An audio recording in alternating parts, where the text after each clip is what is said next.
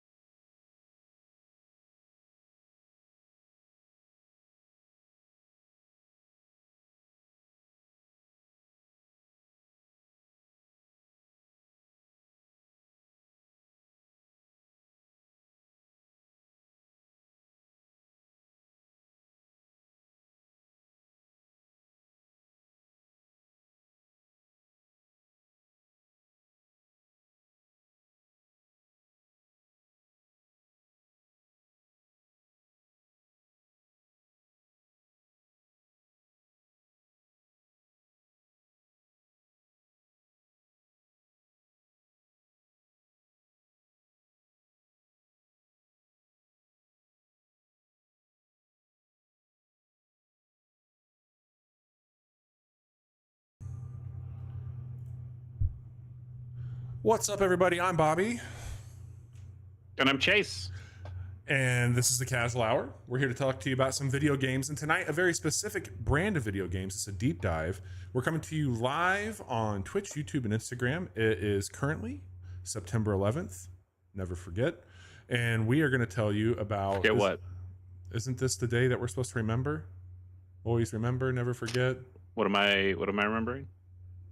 Isn't this when the towers went down? Yes. No. Yes, I was. I've almost forgot. I've broke the cardinal rule. I was doing a little bit. The kids love 9/11 jokes these days. That is apparently a hotness that you have to follow there. I'm excited tonight. We get to do a little show and tell. You've brought something. You're going to kind of take over the episode on the back half of stuff. Let me get this pulled up here. I do that most weeks. That's true. You do like to take over my back half most weeks. But before we get into it, I ran a poll over on our Threads account around. I'm not interested in Zodiac sign, Chase, but tell me who your Gen 1 starter was. Charmander. 100%. Okay, you are basic. Yeah, absolutely, I am. And I had a real bad time because you're trying to do Ember on Brock, and he's like, these rocks don't give a fuck. Yeah. So you had to get like the Butterfree to get up to like level 10 or whatever to use Confusion. And then you play it with Bulbasaur, and you go, oh my god, this game is so fucking easy. Yeah. Over quite a few votes here, 45% of the viewers out there picked Charmander as well. Squirtle came in at a 31, number 2, and Bulbasaur came in at 24% in third place there. Wow. Which I'm not overly no surprised respect by for Bulbasaur. I think he is. I think he slept on a bit, and honestly, like at the time, if I look back at myself and what would have got my eye, Bulbasaur wasn't it. Like it wasn't it. I see. My thing is, I love Bulbasaur. I kind of don't care about Ivysaur, and I really don't care about Venusaur. I think that line gets better. Worse. Yeah, with everyone. I also think people would have a much higher opinion of the Bulbasaur line if it could learn Earthquake. It feels like it should be able to learn Earthquake. It's a giant fucking frog dinosaur, but it doesn't, and it limits its like offensive capabilities quite a bit. So I think in terms of just people playing the game, you're like, why the fuck doesn't this thing learn Earthquake? It would be really useful. Yeah, and it just doesn't. It's unfortunate. So this is a deep dive episode. This is kind of our dealer's choice, where we either explore something together or we talk about a period in gaming from more of a editorial or journalistic approach, I would say. Not always the case, but deep dives as journalistic as we can be. Yeah, as much as we can be. Some of us are actual journalists. Technically, I have a journalism degree. Yes. I do not use it very often, but it's there. It's there. So on a technicality, we can call ourselves that, at least one half of us. But tonight, we're going to be, it's on the tweet, so I don't mind spoiling it. We're going to be looking at a Game Informer episode. We've done this a few times, and boy howdy, these are so cool to look back and see what we got so wrong as a community. But tonight's going to be a fun one. We'll make sure to get into it, but we do have some games to get into and tell you about those. I got a couple new ones to get into tonight, and Chase, I'm anxious to hear what you. I didn't put a thing down, but I have new video games as well. Okay, well, since I don't know what you're going to talk about, why don't you tell us what you're going to talk about? Okay, can I ask you if you have played Astro Bot? I've played a lot of Astro Bot. Okay, then we'll definitely talk about some Astro Bot. I'll talk about a different game first, and then we can do a big Astro Bot section. Yeah, why don't we do your different game? I'll do my different game, and then we'll get into Astro Bot, and then we'll get into Game Informer. Love it. That's a hell of a rundown. So, Bobby, I've been a little hacker these days recently. You've been playing Digimon. No, close though. So I all right, hey, all the check the chat, Bobby. Are any cops in the chat? I don't see any cops in the chat. I don't see any cops. I'm gonna try not to incriminate myself too much. So there are video games out there, and some of them never came to America. Japan had them. They loved them. They played them. And then, for whatever reason, an American company said, "Nah, we don't want to spend the money to translate that." Yeah. And it's sad. We just don't get some of these games. And there's a particular game that I've wanted for a very long while, and it's an RPG, and it's only available in Japanese, and I didn't understand why. And it just finally got an official, well, not an official, a very unofficial fan translation.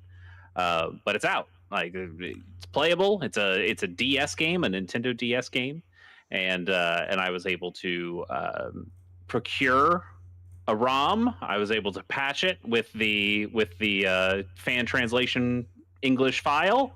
Okay. I was able to put it onto.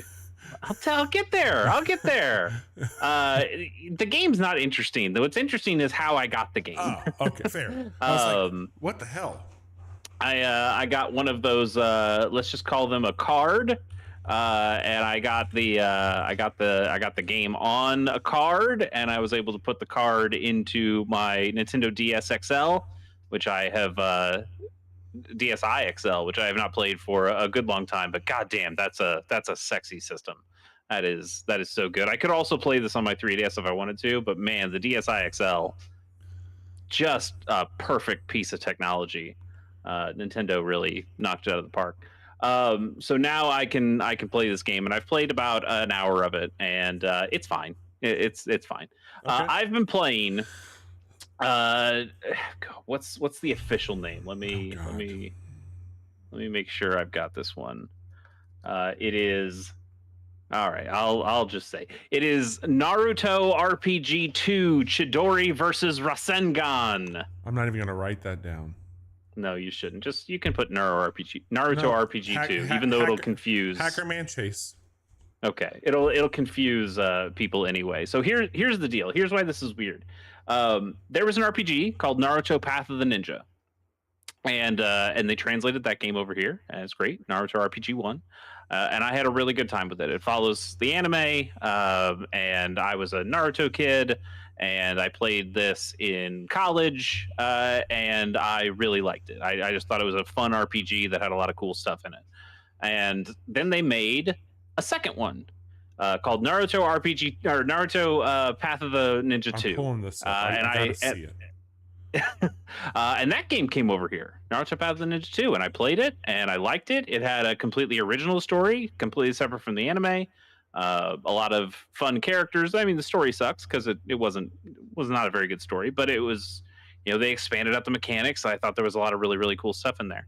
And then I read somewhere that Naruto Path of the Ninja 2 is actually Naruto Path of the Ninja 3, and we never got the real 2.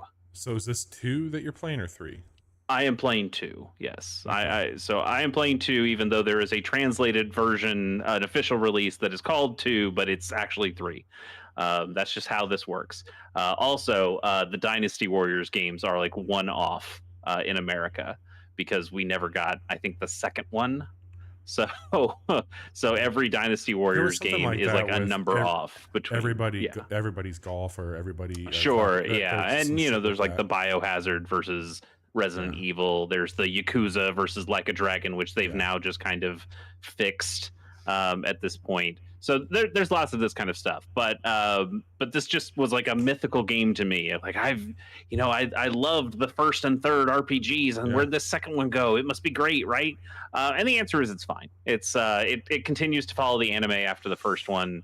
It's the same deal. You've played the first game, you've played the third game, you 100% know what's going to be in the second game, and but it's new to me, damn it. It's new, and it's amazing that it's out and it's in English and I can play it on original hardware, and it's just fucking rad to me that it's this blast from the past of taking me back like a decade plus to be like, holy shit, this puts me back into a time and place that I have not been in for a very long time, and that was very, very cool. So I'm going to keep playing that. It's going to be like a pretty quick, like 15-hour RPG.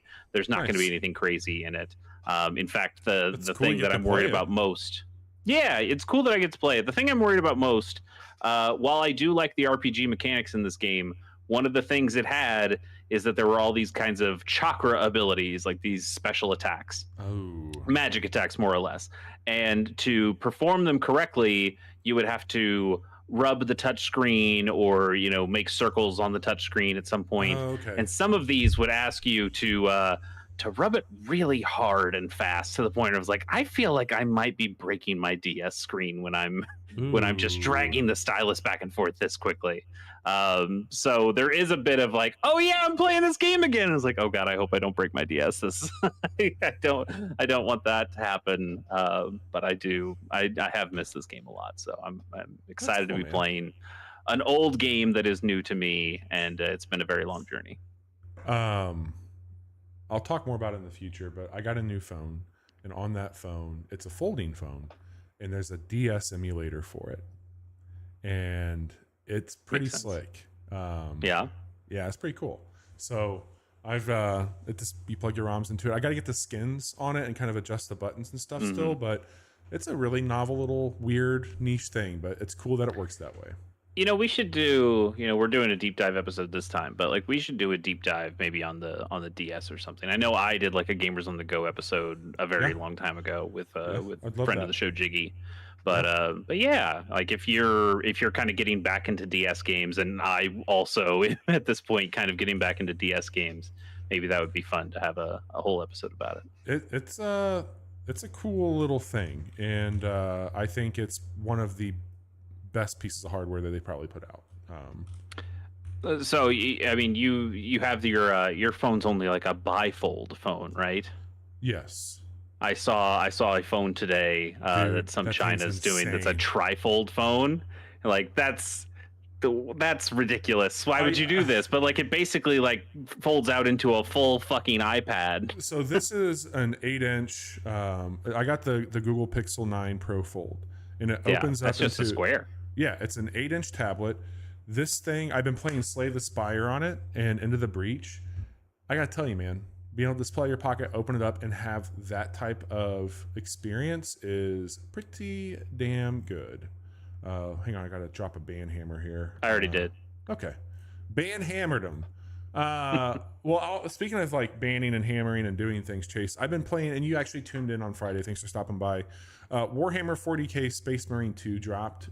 This game came out on September 9th. It will set you back $60. It's put out by Saber Interactive. This is probably one of the coolest Warhammer games I've played. This is unapologetically of the 360 era, and I mean that in all the best way possible. Like that. The first game was a 360 game. It was. Yeah, makes sense. It looks gorgeous. Like this has some of the coolest settings that I've been in a game. Like there are literal hundreds, if not thousands, of enemies on screen at any given time. It's incredibly well polished. I don't want to speak too much on it because I'd really like to devote time to Astro Bot with you. But what I will say is, it's a 3-player co-op game. There is a PvP mode in it that I have no desire to touch.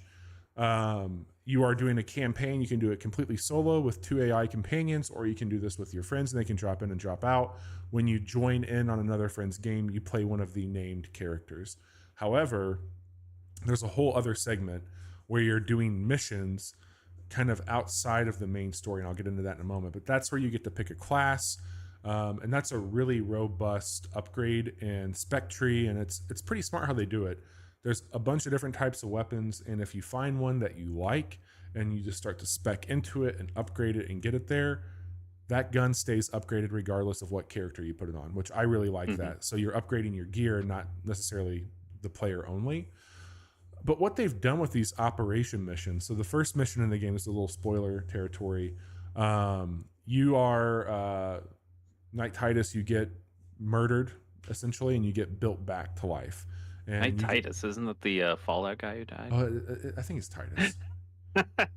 I don't know. I'm probably. I don't know Warhammer. But you can say anything. You're on one faction, you get brought back onto the other. You're running missions.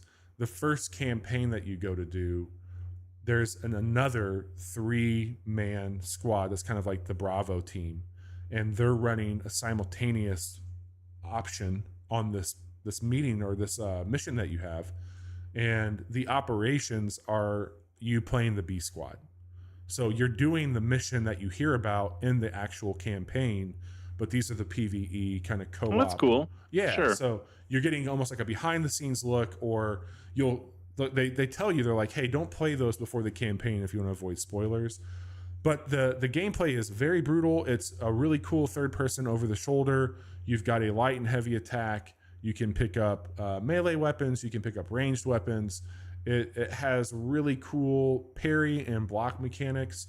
It gives you really good on-screen indicators. You can grab enemies out of the air and slam them down and kind of scare things around it. It is a big chunky boy video game. It's like Gears of War meets, I don't know what else I would really say. I mean, it's got like from what I saw, you can tell me if I'm wrong here, but from what I saw, it feels like, it's not exactly a horde mode, but because you're still like moving through, but you're like moving in these kinds of missions that you were showing, you're like moving through a space. It's like a little bit like Left 4 Dead in that way of we got to get from one place to the other. And sometimes there's going to be like, calling it a puzzle is probably strong, but like you have to hold this position for a little bit, or you've got to get these things off this other thing so you can move a thing or whatever. And it also reminds me a little bit of like the Mass Effect 3 multiplayer, which nobody remembers, but I really liked for whatever reason.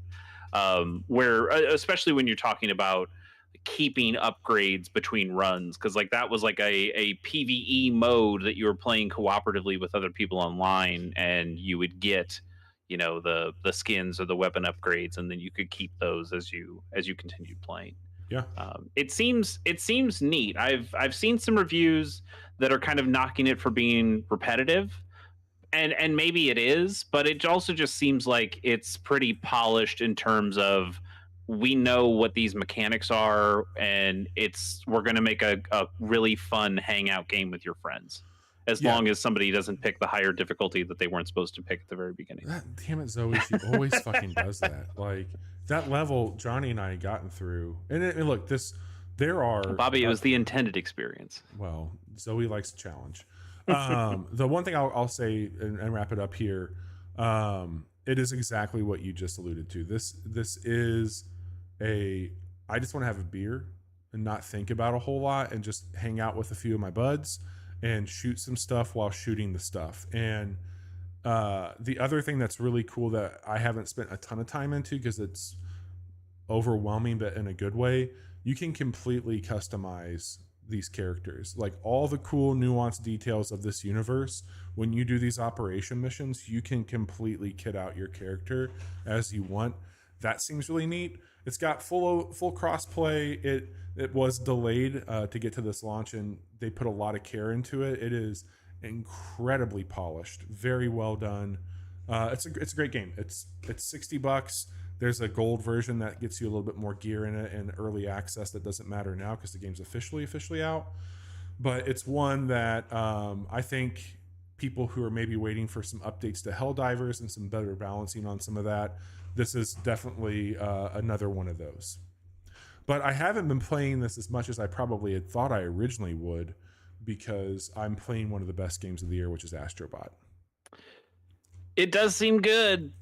It does seem good. So I'll tell you, I'm not super far. I finished the Gorilla Nebula, the first area that you go to, and I'm somewhere in the middle of the second one, the Octopus. And I've also I've been 100%ing every level though, so I've been doing the Lost Galaxy worlds when they pop up as well. So I'm actually trying not to binge that game. I'm trying to just play a handful of levels each session, just to stretch it out a little bit, because I'm having a really nice time with it, and I would just kind of like to keep teasing it out a little bit. So I'm guessing you're probably much further than I am.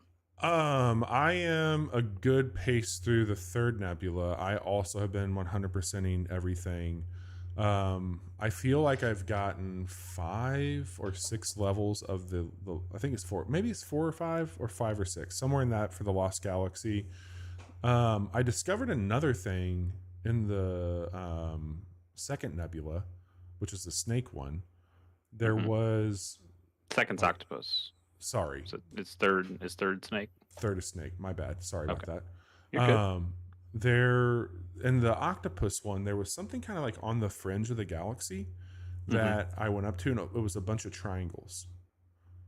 Have you seen those? I think I did that. Like I ran into like some kind of at one point I ran into like some kind of meteorite, and it exploded into like the button symbols.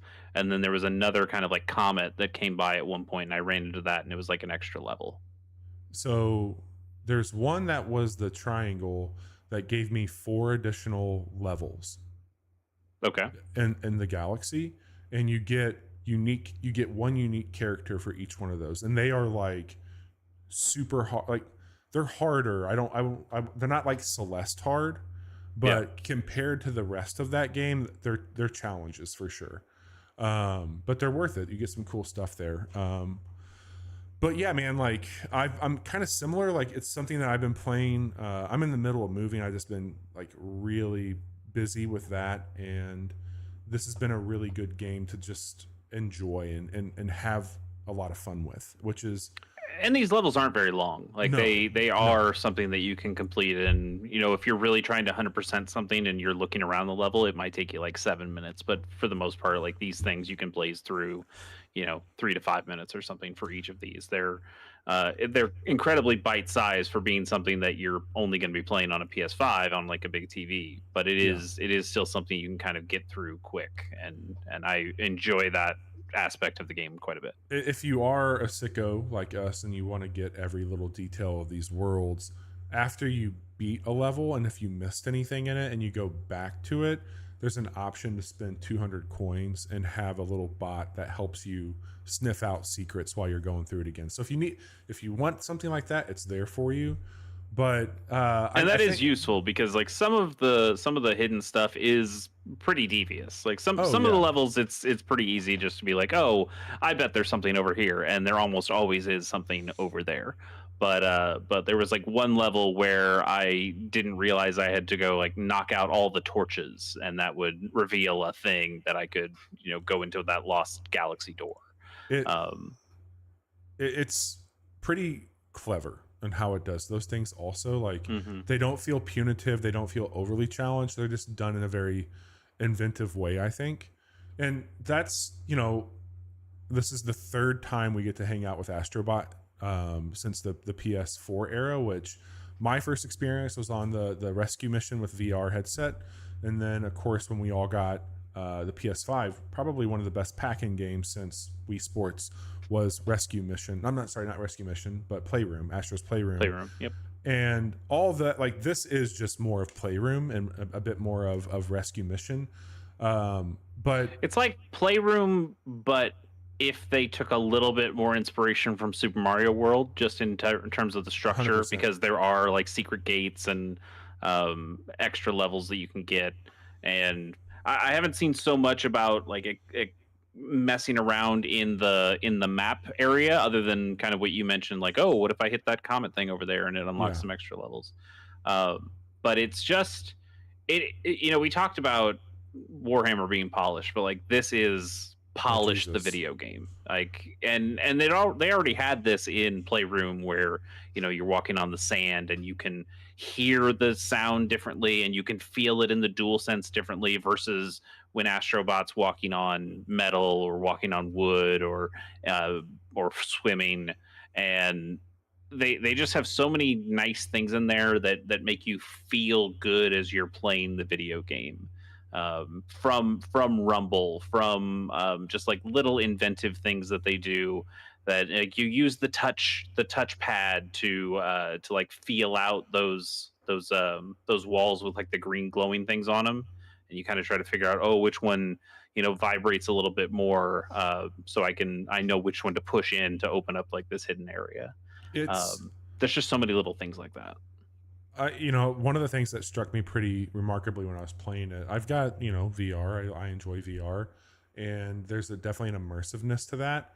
But I don't think I've had something that is so good at a sensory experience as what this game is. And there is a physicality to it, from the touch that you're experiencing to what you called out, to the range and depth that you hear of this game, like through the speaker on the controller. And I typically don't like that shit. I think, if I recall, like, you kind of turn yours down a lot if you're... Yeah, I turned mine off pretty immediately as soon as I figured it was happening. But I might turn it back on for this game because I feel like they do smart stuff with it. Yeah.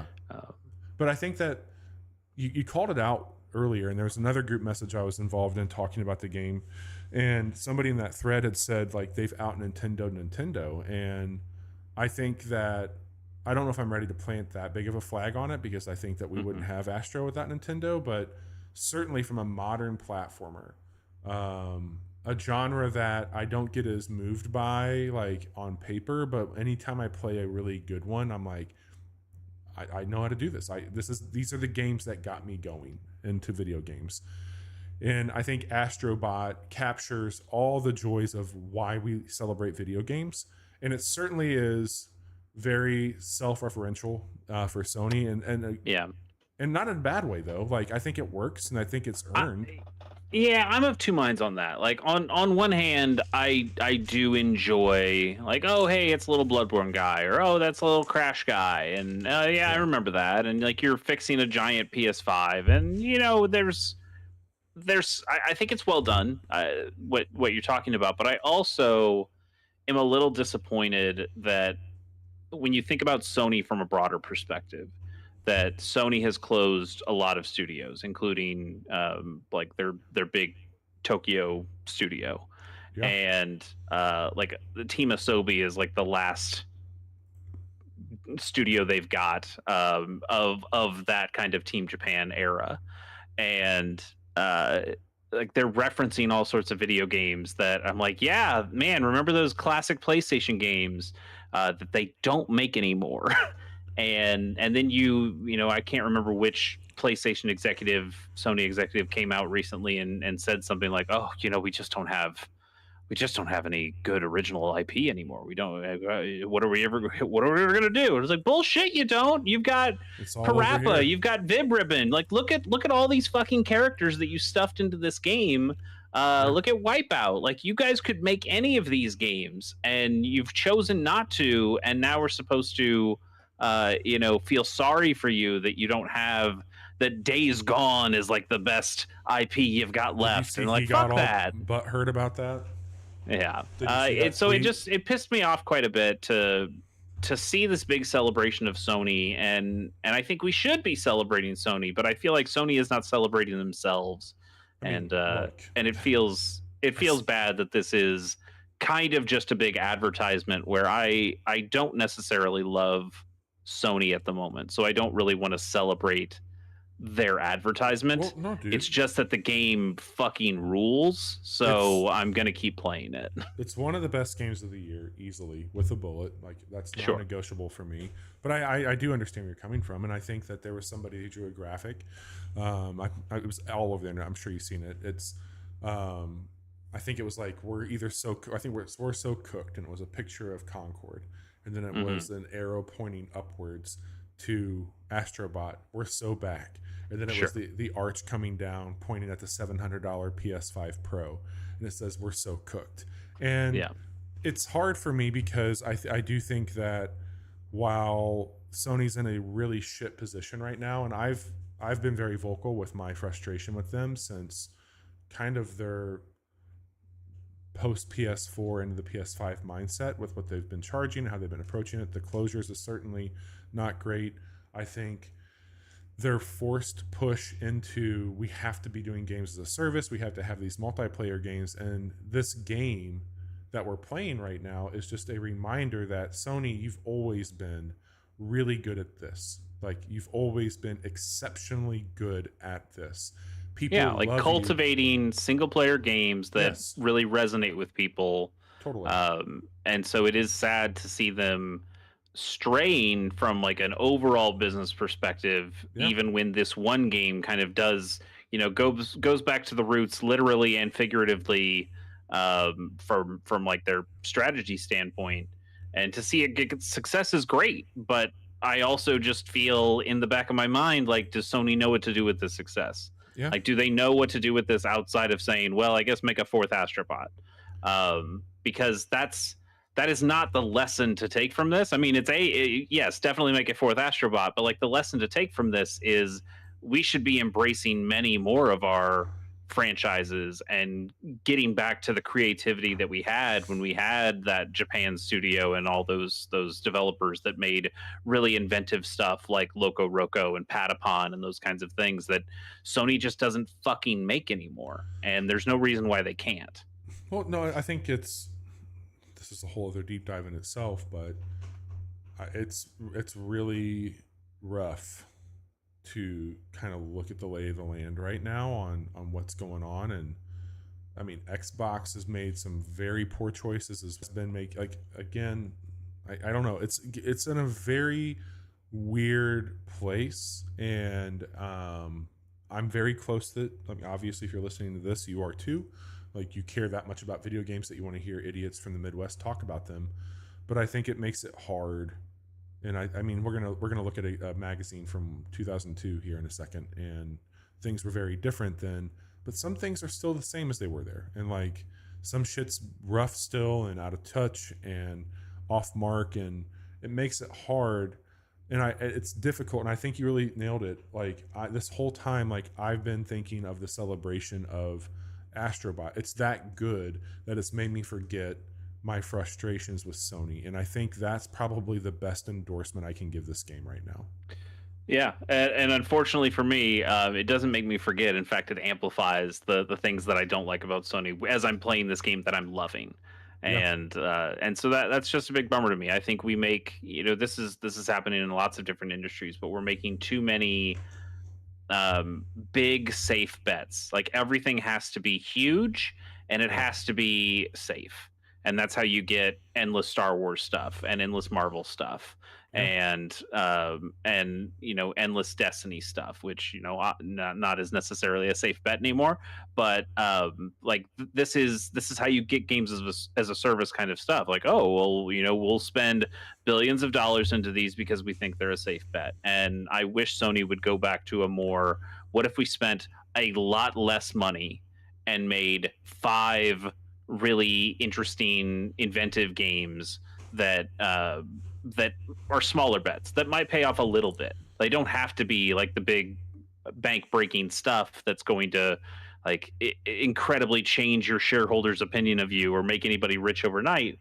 But you can make good games on a budget that still look really nice and get people to like the things that you're making. And not everyone has to be a billion seller to still be successful. And too often these days with video games and movies and television, everything has to be the greatest thing since sliced bread, or it's canceled or shuttered immediately. Yeah. And that's a real bad place to be. 100%, man. 100%. So we'll see. There's a little bit of the year left. Obviously, we're hot off the press of Astro Bot, but even closer to I don't think it's been received very well at all, which is the PS5 Pro. Sony's got a few more months this year to win some good trust back. We've got a few more points, state of plays, the Game Awards obviously coming through, and Astro Bot certainly will be gleaning a lot there. But we'll keep an eye on it, and we'll be certain to give you our true feelings on the matter. But Chase, you've sent me a magazine, and I got it pulled up here. I got it set up to where I think that if you are watching, you're going to be able to see some of this as we're talking about it. And if you're listening and you care to kind of see what we're referring to, youtube.com/casual hour, twitch.tv/casual hour, or thecasualhour.com. Just pause this and go and pick it up and finish it there, and then get back to what you're doing. Or just go and pick up your Game Informer issue 112 magazine, because everybody's got that from the August 2002 edition. Yep. And just read along with us. This was a weird period for me. I had just gotten my license. No, I take that back. Sorry, I got my license in 2001. So never mind. But it was right after my birthday in the summer, and I was driving my car around doing dumb shit. So, yeah, that's fair. But I do remember this magazine. I remember getting this one. Oh yeah, okay, That's cool. I'm looking forward to hearing about that. So for me, to back up a little bit, the whole reason we're doing this is recently in the last couple months, GameStop finally shuttered Game Informer. Yeah. Kind of the last big gaming magazine left at this point that wasn't like a hobbyist thing. I think like Edge might still be around, but like that's a much smaller audience and it's a much more boutique thing. Yeah. So with GameStop shuttering Game Informer and the site's gone down and there's some drama stuff around that. But it made me a little nostalgic for this magazine, because this was the magazine I cared about. I read Game Informer. I wasn't a Game Pro guy. I wasn't I ended up becoming an EGM guy much later, when they were doing their podcasting stuff, and I got into that. But like Game Informer was the one I got the subscription to, and sure. Nintendo Power for like a very brief time as well. But this was the one I was getting all the issues for. And I distinctly remember when I was. You were a Power Up member? Is that how you're getting yours? No. I was like a member before GameStop purchased them. Which I think they did. I think I had that written down. They got them in like 2000 or something like that. That's the reason I had this. Like, because I used to go over to Fairview Heights and trade my shit in and get that. So that's the only reason I had Game Informer. I just didn't have magazines except for like the one-off from a gas station sometimes. But this was one that I subscribed to. Yeah, like Game Informer was owned by Funkoland, and when GameStop bought Funkoland, they also got Game Informer in the deal, and that was in the year 2000. So I think I was reading a little bit before then. So the GameStop, I wasn't like the Power Up Rewards member to get that stuff. This is just a magazine I had a lot as a kid, and I remember reading quite a bit. So when I was thinking about which Game Informer we wanted to go back to, I've got a shelf of all the ones I have. Um, I was thinking specifically, I wanted. I didn't know the number, but I was like, I want the one with the Grand Theft Auto Vice City cover, because that one meant a lot to me. I remember reading that while I was like manning the cash box for like my family's garage sale, and somebody would come up to me, and I'm just reading this magazine with the sexy lady on it from Grand Theft Auto Vice City, and then it's like, oh yeah, sure, let me take your $10 and give you $5 change back or whatever. Oh, man. And so when I went down to look for that magazine, I could not find it. I don't know what happened to it. I do not have issue 113 of Game Informer, but was right next to it was issue 112. And I went, oh, this one gives me an even bigger nostalgia trip. Holy shit, we need to do 112. And that is this issue. It is called Sex, Lies, and Video Games. And it's talking specifically about two video games that were about to come out. One of them was Dave Mirra's BMX XXX, which eventually would just be called BMX XXX. We'll talk about why as we continue. And the other one was Dead or Alive Extreme Beach Volleyball. Yeah. So this magazine, as Bobby's showing, had two alternate covers. I got the one with Hitomi on it here from Dead or Alive. I played a lot of Dead or Alive 3, so I already was familiar with Hitomi and a big fan of Hitomi. But this magazine made me a bit more of a fan of Hitomi, if you know what I'm saying. I think we all know what you're saying. I liked this page. Yes, that page is really good. I have this magazine in my hands. You see that the cover is not on it. There's a reason for that, and it's not sexual. I mean, it's a little sexual. It's to hide it from your family. Yes, 100%. Like this came in the mailbox, and I opened the mailbox because I was the one grabbing the mail, and I saw this and went like, well, I can't read this in front of my parents. I don't want them to see sexy polygonal lady on my magazine. They won't let me have this magazine anymore. Of course not. So I was like, okay, I got to rip this cover off, so I could read it in peace. I have no idea where that actual cover is. I remember it was in like a folder that I had with some other sexy lady pictures as a kid, but it's long since gone. This game, nobody was playing this for the volleyball. I mean, nobody was buying it for the volleyball. I think, though, as we talk about this game in the cover story, which we definitely will, people found out the volleyball is actually really good in it, and it got praised a lot for the volleyball stuff. Playboy, kind of, and I think it's really interesting though to have it as a foil to BMX XXX, because that is a game that I think failed a lot and was trying to be propped up by its sexual content, whereas beach volleyball ended up being like a really good volleyball game that just so happened to be really sexy. Well, how do you want to go through this? Do you want to call it a page number? Or I've got some notes, not a ton, but I've got page numbers pulled out with little things to highlight. So I wrote down 5 things that I found interesting in this issue, and I've got page numbers for them so we can talk about that. And if you have some overlapping stuff, let's talk about it. If you have some different stuff, I start my stuff around go back page 12 and just kind of work my way up to 112. So okay. Page 12 is earlier than me, so why don't we go to page 12 and you can tell me what caught your eye on page 12. I think it's a little it's this. I thought this is gonna, I mean, look, I'm not celebrating what's happened, but in the event that why didn't they just make this? Like, just literally take this and send this out for the shuttering of Game Informer.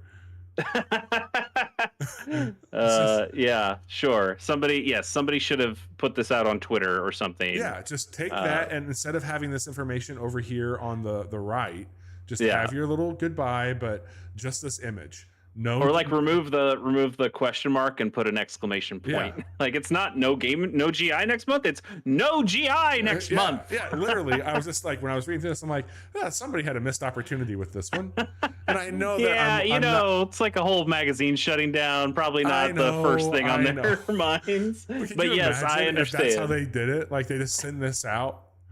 God. And then, Yeah. do you have anything between 12 and 24? Yes, 14, please. Okay. So this is Andy McNamara's editorial, and I found something in here kind of interesting. The editorial is about how sports games are like he lays out his vision that sports games are really what's going to sell these these newfangled online services for the Xbox. Like Oh, what the hell's an God. Xbox Live, you know? And I found this to be really interesting because online gaming is just so pervasive these days. We're talking about crossplay and things like that. And if a game doesn't have a crossplay, then fuck it. Yeah. But like in the halcyon days of 2002, the idea that you could get online at all was kind of, at least on a console. People were playing online games with PCs for a long time before that, but the idea that you could do it on a console was kind of wild. So his column though is talking about the online gaming plans of Microsoft and Sony and Nintendo, and I found it interesting how he kind of lays out his vision of these things and how he sees these services right now, and he's saying that Xbox Live seems like the best ultimate approach to have that online console play, but he expresses this concern that maybe Xbox Live is asking too much of gamers to have both a broadband connection and to also pay money for an online service. And Sony and Nintendo, they were more open. You didn't need broadband connections to be able to play stuff online, and they were free services, but they were also a lot more limited in the kinds of things they could do. My father had no idea. Like he was so against this idea of Xbox Live. He did not want us fucking with anything regarding the internet. I'm like, Dad, it doesn't fucking matter. It's just like the computer, but my Xbox. And he put his foot down on it. So I just did what any kid would do. I went and got it without him knowing, and I hooked it all up. And I had been using it for weeks before he found out. And I was like, I've been using it for weeks, so joke's on you. Yeah. My parents didn't know anything about the internet. I had to beg to get the internet set up. My parents were both teachers, and their philosophy was always you could just use the internet at school, and then we come home and you don't need the internet anymore. But when I finally was like, no, I need the internet to be able to write papers and things like that, and then we got it, and I was able to sneak some Xbox Live in there as well. Yeah. What a time! But it's interesting to me how he mentions that Nintendo is being pretty hands off, and I'm like, yeah, buddy, they'll keep doing that for if you only know for a very long time. But with 2020 vision, it's pretty clear that Microsoft's strategy here was the one that succeeded. Xbox Live became a huge deal. The PS2 did have some popular online games. I think about SOCOM online, right? or do what? Yeah, it had free online, but you had to jump through a few more hoops, and it wasn't some games themselves required a broadband connection, and some didn't. I think SOCOM might have been one of them. Final Fantasy 11, the MMO, I believe, needed a broadband connection. But there were definitely popular PS2 online games as well, but they didn't match Halo 2. Yeah. And I also found his thesis here in the editorial that sports games, those are the ones that everybody can play, and that racing games and Madden, those are the ones that are going to lead this online revolution. And I mean, that he's not wrong. Racing games and Madden and other sports games like that are very popular and were very popular online, but they didn't hold a candle to the first person shooters. Do you imagine 2002? You go and you sit down with somebody and you said, "Hey, listen, I'm from the future," and you start to explain Fortnite to them. Oh God! Could you imagine having that conversation? Yeah, sure. Darth Vader's there, Wolverine's there. You've got Ariana Grande. You don't know her yet, but she's going to be there. And you can shoot people, and it's free. It's completely free. And there's Legos in it, and there's race cars, and you can go to an Eminem concert. Could you imagine? It sounds made up. It is made up, first of all, but well, true. It feels so weird to look back on the internet conversation. So all that to be said, it's funny that they were looking at Nintendo that way, and it still is. Yeah. I saw, speaking of today, looking back with rose-tinted glasses, on page 24, there's a spot on here, Metal Gear and Grand Theft Auto go to the movies. Yeah. And Uh-huh. I immediately, as soon as I read that, I was like, I would have much rather had either one of those instead of Borderlands. Well, And yeah. but it's funny though, because Kojima now has really kind of ascended into movie star status, and Well, he's yeah, got, like everything he makes basically is a movie. yeah. So what's the difference really? I know that like at one point in time I had heard that they were basically going to like just give the Scarface treatment to Grand Theft Auto. I think that ship's kind of sailed, but I have Hmm. heard more about Metal Gear, kind of the dust being knocked off that again as a movie. But I just thought this was But interesting that they're still it is. talking about It's funny to look through this whole piece though, this whole paragraph, and see Metal Gear Solid that never got a movie. Grand Theft Auto never got a movie. it. Deus Yep. Ex never got a movie. Dead or Alive did get a movie. Yes. It's not good. It's not good. I have watched it. Hitomi's not in it, so obviously not a fan. But what's her name? The woman from My Name Is Earl, Jamie something. Oh, Uh, Jamie Presley. yeah. Yeah. She plays Tina. She plays the Tommy. No, she plays Tina. Oh no, that's She plays Scarlett she Johansson plays plays the the Tommy. yes. Scarlett Johansson would play the German who looks very Japanese. But yes, no, Jamie Presley was playing Tina, the all American wrestler Oh girl, god. and it's like, yeah, that made perfect sense for that. But yeah, it's funny looking at this list. You're like, well, Dead or Alive's like the worst game on that list, so that's probably the one that'll get the movie the least, and then it's the one that got the movie of the whole group. I'm not going to go too far from here. Page 26. Okay, There is a quote here on no new hardware from Nintendo, and I can't zoom in on my screen because I'm streaming it here. right. But we have a quote that says, "No matter what great product people come up with, people get bored." And I just put, "Wait till you get a load of the annual upgrade cycle in games as a service." And it's so funny how like I think still today for Nintendo, that's felt. I really do feel that. Like I think Nintendo puts a lot of care and thought into it, and I think as we look at the rest of the industry, it does feel cyclical. It does feel predictable, safe, as you were calling out earlier. It feels very much that, and I think no matter how good it is, like I'm not saying this is I just jumped ship, but like Apple just had their big event, and it was boring as all get out. It was the same stuff we've had, and very safe, very predictable, and it's going to sell like fucking hotcakes. Sure. And it's just boring. It's just boring, but boring can be safe and good.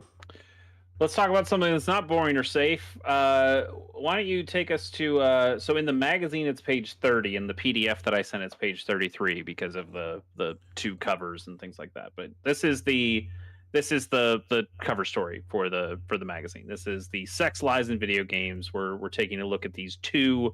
A look So, at the is there controversy anything? surrounding Am I Acclaim gonna and get? Tecmo's Is Taboo Twitch? breaking new titles. Is Twitch gonna get us if I keep some of these asses on here? I don't know. Who knows? There's. I will say for all the sex stuff that's written on the cover, this is all just like bikinis. Like you're not seeing anything bad in the magazine. That it was really like the it's most not tame the top shit. 10 list on Steam. I'll tell you that much. So this article, I think it really sucks Why?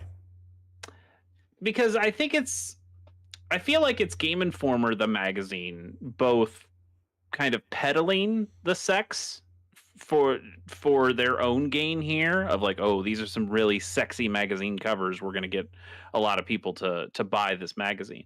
But when you actually read this story, I feel like it's also really puritanical. Like they're taking kind of a puritanical stance and like a poo-pooing the sexual stuff that's in these of just like, oh, they're trying to put all the sex in our video games, and like, why, how dare they, we should be focused on the game stuff.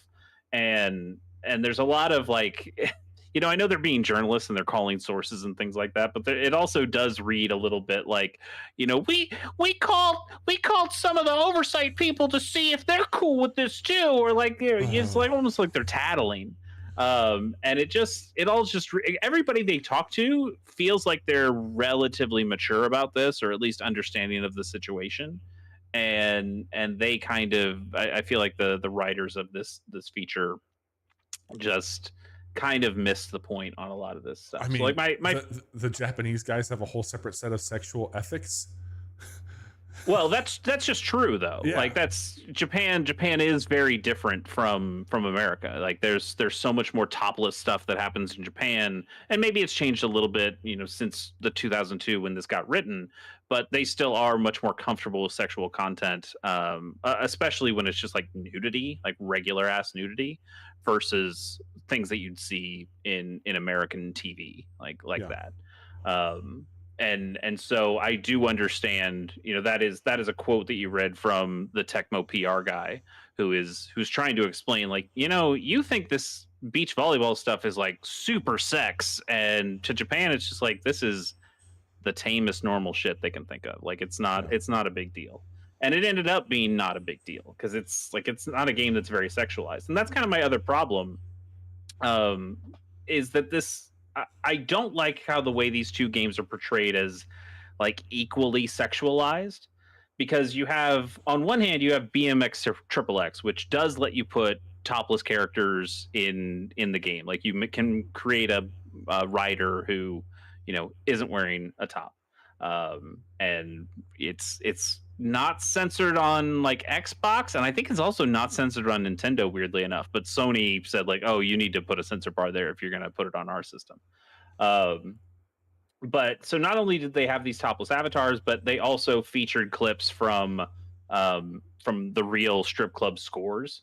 And I did, for science, I looked through all those clips, and there's no real nudity. It's just like the girls dancing, and then they'll put some black bars over some parts.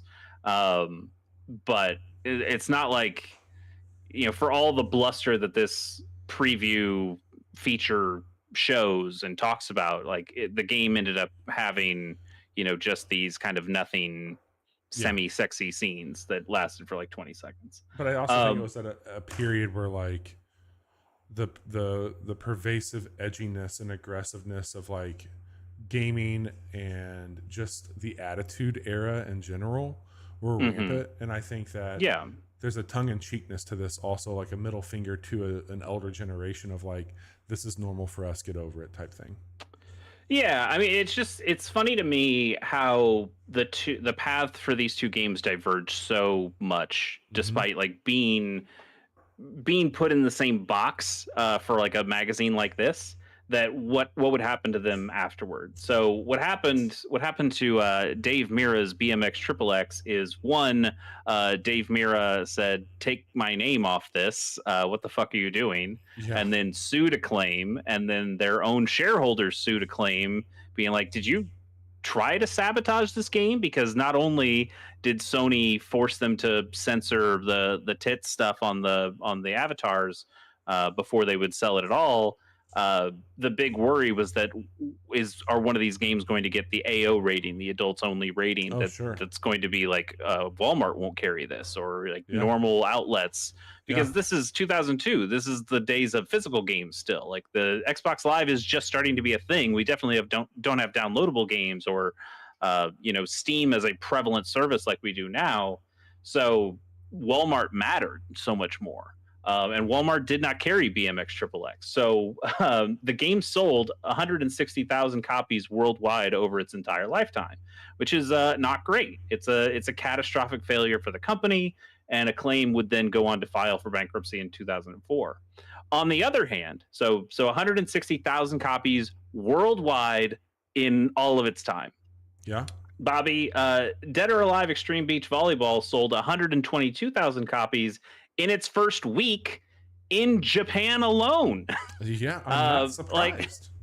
Like it's wild to me that these two games were put on similar footing, like they were equal, when one was the Dave Mirra franchise was pretty popular. It was like the second best game to Tony Hawk in terms of like the extreme sports video game stuff.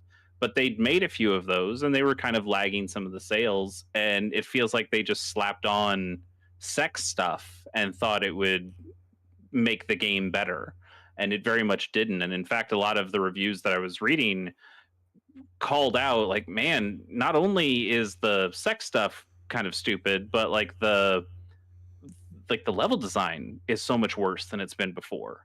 Like the mechanics are still okay, I guess, but like it feels like the sex stuff was really there to prop up a bad game. Whereas, Dead or Alive Extreme Beach Volleyball, yes, it looks very sexy, but it ended up being a very solid game that would end up getting 3 sequels. Like it was it was and is a very popular franchise in the Dead or Alive canon, and it's kind of wild to me that they were at this point put on equal footing, knowing what happened to them later. Yeah, I find it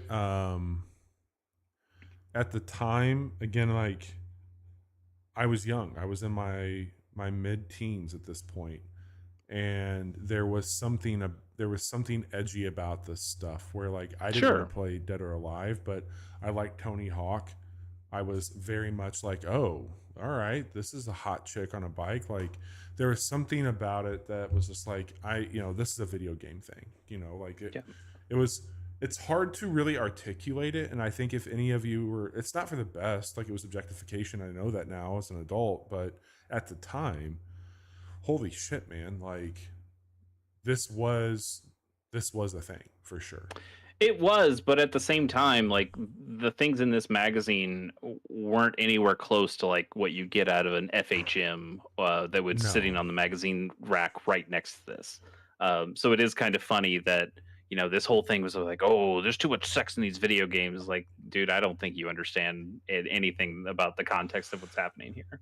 I also think it's funny. I know we want to move on, but we were talking about AO ratings, and in this feature they talk about, Grand Theft Auto, like that's the kind of edge we're looking for in our video games, that they're doing it right. Hot coffee and Hot Coffee would come very soon after this. Yes. Where it was like, well, that one really got the AO rating. Hot Coffee was like, it wasn't a mod exactly. It was a mod that uncovered the code that was already in the game, but the code was not supposed to be executable on the disc. But once people found out it was, the game got reissued as an AO, and lots of places refused to carry it, even though, again, the game that you would buy out of a GameStop, you wouldn't be able to access that without doing some hacking of your own. Interestingly enough, one of the notes I have here is, I'm going to jump way ahead, is on page 92. Okay. Oh, also one last thing is like the worry about the porny stuff in here. It's like, have you been on Steam ever? Well, dude, like Steam is now like 50% hentai games. So like, there's once digital storefronts became a real thing and like Walmart's power diminished, the type of sexual content in video games that you see these days far outweighs anything you would have seen in either BMX XXX or Dead or Alive Extreme Beach Volleyball. The interesting thing I thought on here when I was looking at this, and I just had impressive staying power. So you've mentioned this was in August 2002. 2002. Mm-hmm. So Spider-Man. I also had this page on my list too. Spider-Man came out, it looked like April of 2002, and then you had Dragon Ball Z: The Legacy of I can't see it. Goku. That was May. And then you had from October of 2001, Grand Theft Auto 3, still in the top 3 after all that time. Pretty damn impressive. The Dragon Ball one was weird to me because you can even see it there. It's ranked the month before. It wasn't even on the list. So I don't know if that May release was like, that was the Japanese release, and then the American release was this month. Like maybe that's the case. But that is weird to me that it's selling that well in May when it says, or it's selling that well in August when it says it came out in May. But yeah, like Grand Theft Auto and Gran Turismo 3 A-Spec, like those were still like always the popular video games, despite lots of new video games coming out every week. 100%, man. 100%. I also had on page 112 2 questions for you, if you go to that. So we'll jump ahead here, and I know we're getting tight on time, so I'll try and be brief. I've got one more after this, but it'll be quick.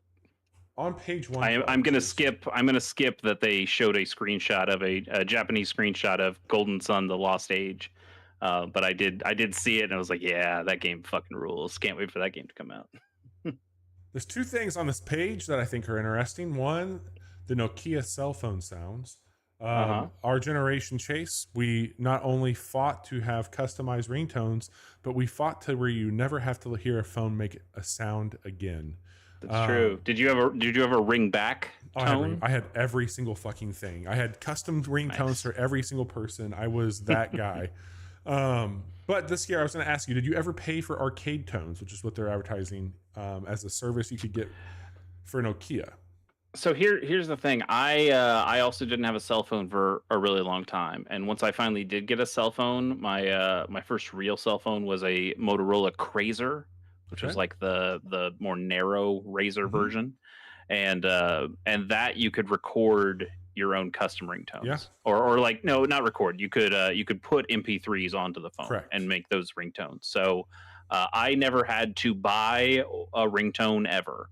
Yeah. The first time it was like, oh, I can just put MP3s from my computer onto this phone, and then I can use those as ringtones as I see fit. So I despite like living through this era of ringtones and ringback tones, I never participated in any of this shit. You're better man for it.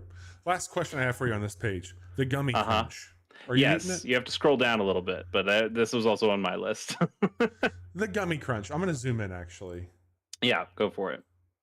Hang on, let me get back up here to that page.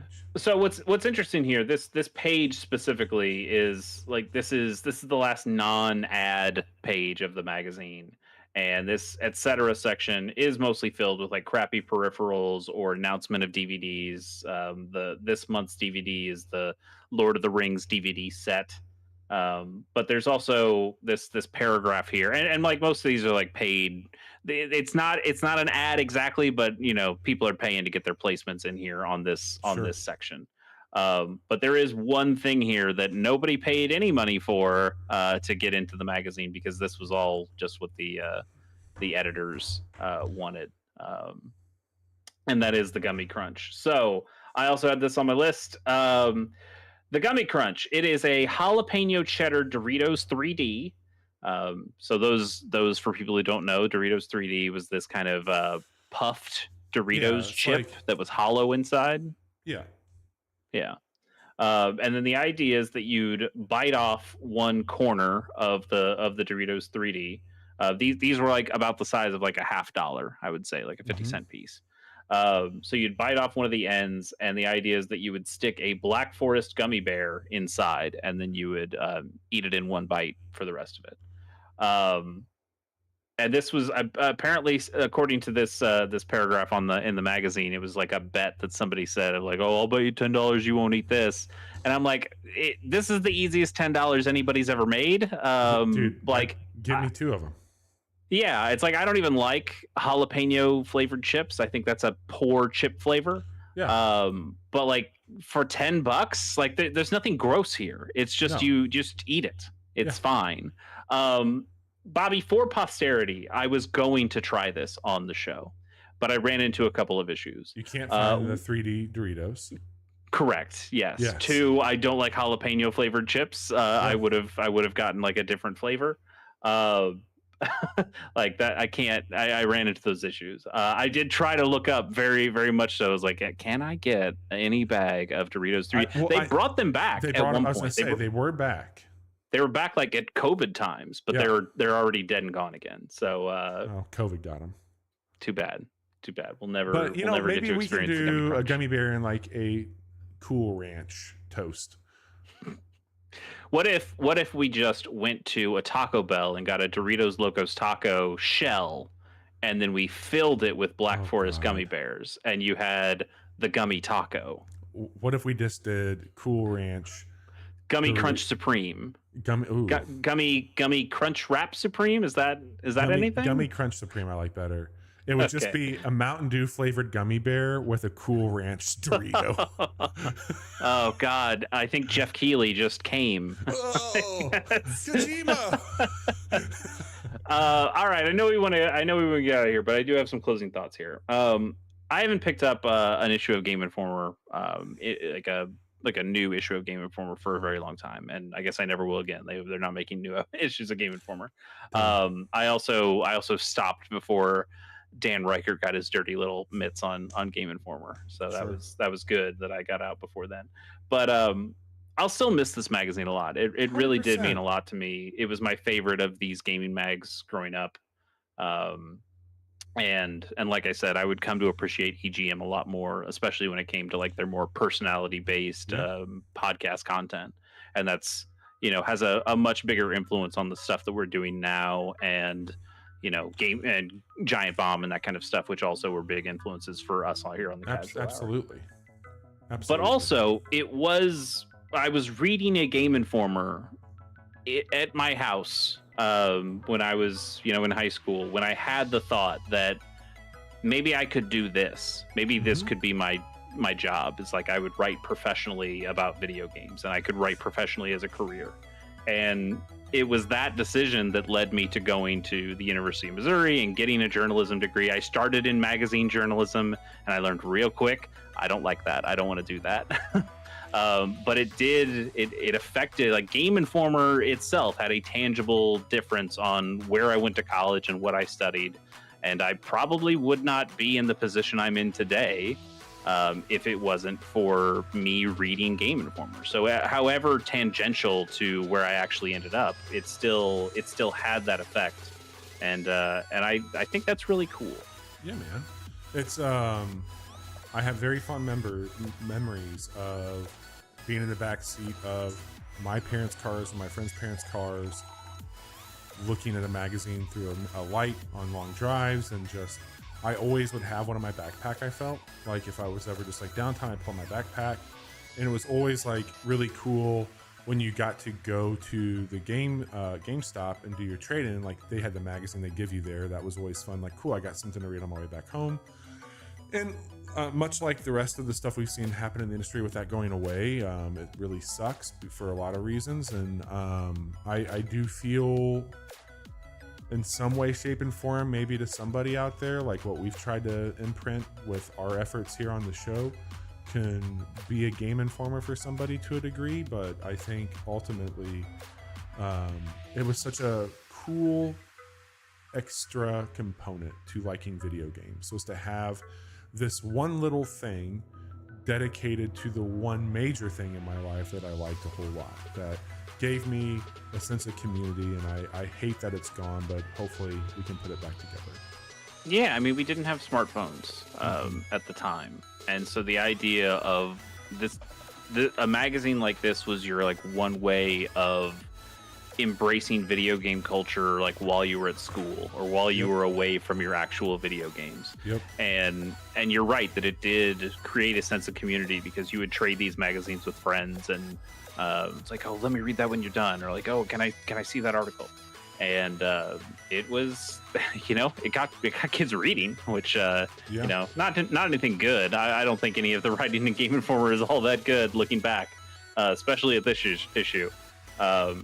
But yeah, it was really important. It was really influential for a lot of people. I know that like magazines in general have gone very downhill and just aren't popular anymore. Game Informer ended up becoming more of a website than it was a magazine near the end, but they still put out a magazine. And I know some people are pretty upset at the way that GameStop shuttered them, and I think for good reason. It seemed like a really shitty way to be told that you're fired.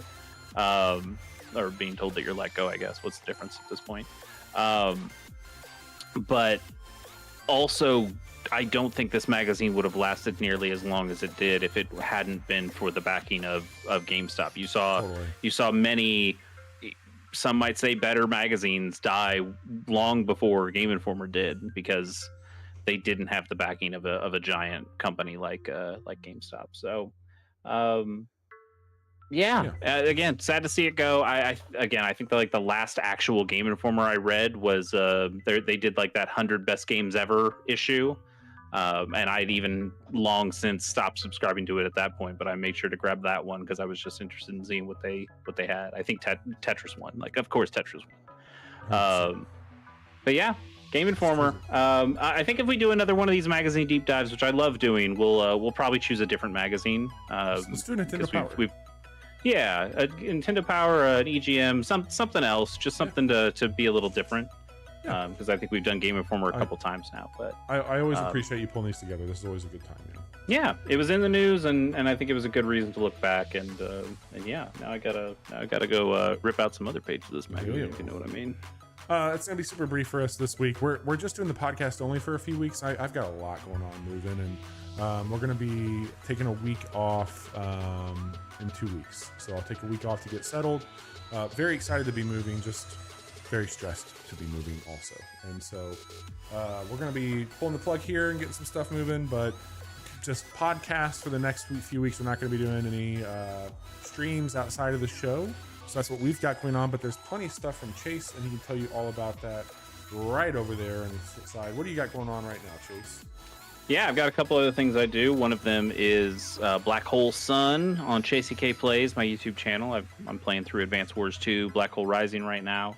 It's been a lot of fun. I'm getting somewhat near the end. I got an interesting comment from a viewer on the new episode that just went out today, and I got to go back and fix something because I missed a secret that I didn't know about. I'm playing this game for the first time, really. So somebody pointed out my mistake, and I'm going to go try to fix that before the next the next one comes out. And then I've got Pilot Program, podcast about television shows. Me and my co-host Pierce Corshane watched the first episodes of every television show ever made.